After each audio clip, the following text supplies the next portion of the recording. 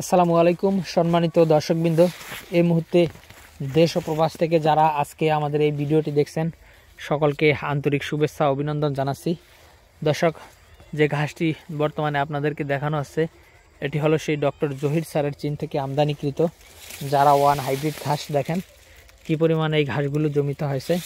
তো দর্শক, এই ঘাসগুলো যেমন আপনার ফলন ভালো হয় তেমন কিন্তু প্রোটিনও রয়েছে, প্রায় 15 থেকে 18% প্রোটিন কিন্তু এই বয়সে, অর্থাৎ যেই বয়সের ঘাসটা আমি আপনাদেরকে দেখাচ্ছি এই বয়সে যদি আপনারা কেটে খাওয়ান তাহলে অবশ্যই আপনারা 15 থেকে 18% প্রোটিন কিন্তু পাবেন। দেখেন এখানে ঘাসগুলো কি পরিমাণ কচি রয়েছে, অর্থাৎ উচ্চতায় হবে 12 থেকে 15 ফিটের মতো, কিন্তু এখনও কচি, বয়স বেশি হয়নি।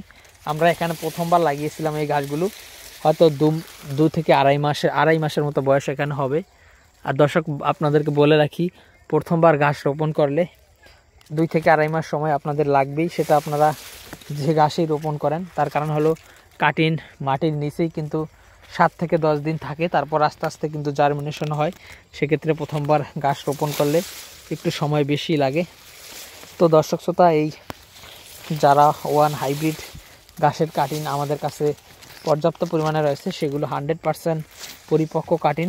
তো দর্শক, সেক্ষেত্রে এই যারা ওয়ান হাইব্রিড ঘাসের কাটিং আপনারা যারা সংগ্রহ করতে চান তারা অবশ্যই আমাদের স্ক্রিনে দেওয়া নম্বরে আমাদের সাথে যোগাযোগ করতে পারেন। দেখেন এখানে কি পরিমাণ মোটা মোটা হয় এই ঘাসগুলো বের হচ্ছে। ঘাসগুলো অনেক মোটা হয়, আপনারা জানেন যে যারা গাছগুলো খুবই মোটা হয়ে থাকে। দেখেন শীতকালীন সময়ে কিন্তু ভালো ফলন হয়েছে, এখনও কিন্তু এই ঘাসে ফুল আসেনি, অর্থাৎ ফুল আসার আগেই মূলত গরু ছাগলকে ঘাস কেটে খাওয়াতে হয়।